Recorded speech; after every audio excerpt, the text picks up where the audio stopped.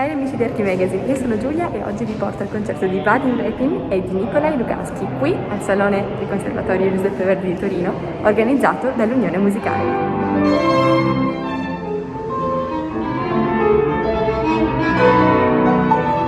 So, here I am with the great soloist Vadim Repin. Thank you so much for dedicating us this time. Actually, this series is a series that a lot of young students and young musicians are following on YouTube. So for that, I would like to ask you something related to your age as a young musician. For example, how you were managing all the concerts and all the competition where you were 19 years old, so at my age. Well, at that age, it was 15 to, let's say, 25. It was probably the most busy time, because when you start making real concertizing career and playing every week few concerts, you need still to be able to learn new repertoire, and that is, I think, the key for everything. It's a key for successful playing, because with each new piece you get bunch of experiences, you get new information, your horizons is broadened. And at the same time, you have to be in your top form. It is a bit easier if you're constantly on stage, but otherwise, even for 3 days, one should dedicate quite a lot of time for the new things. And actually, for the last couple of years of pandemic, I was at the same time very happy, because I had time to learn a bunch of new things for chamber music, for orchestra, concerti, sonatas, and so that's been actually a blessing at one point. The second question is something related to a teacher. So, how important was to have one teacher as your guide during the years of your studies? Well, you see, a teacher is extremely important when you do first steps. And at the beginning, of course, you follow every advice, including the interpretational things, because you learn. You have to just get as much information as you can and hopefully use it later and further with other pieces, with new pieces, and still, it's like, I don't know what it is. It's a kind of a gummy that you clean your dishes. That's when you take it, takes a lot of liquid, it takes everything in it, so you have to be like a little bit like this. And the teacher is actually extremely important.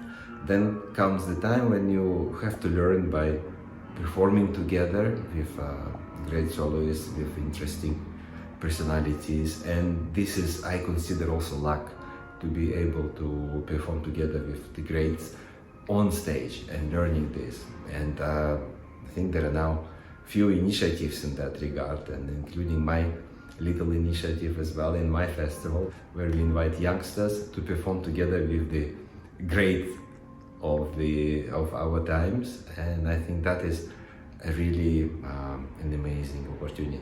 When do you feel happy when you play? When you're playing a recital, when you're playing with the young people, with your colleagues, with your friends, or for example, in important seasons? I think music is music. So for me, I think one of the most important key in music making is to create a dialogue.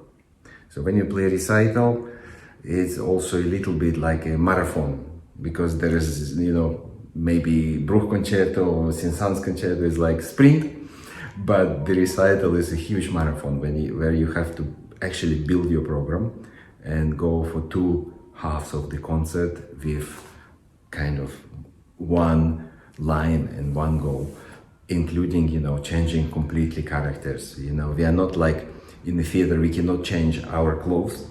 So we have to use our sounds and emotions and some technique to change completely from one piece to another. Thank you so much for dedicating us this time, and looking Absolutely. forward to Pleasure. hearing your concert. Okay, this time now you have to subscribe to Archimagazine.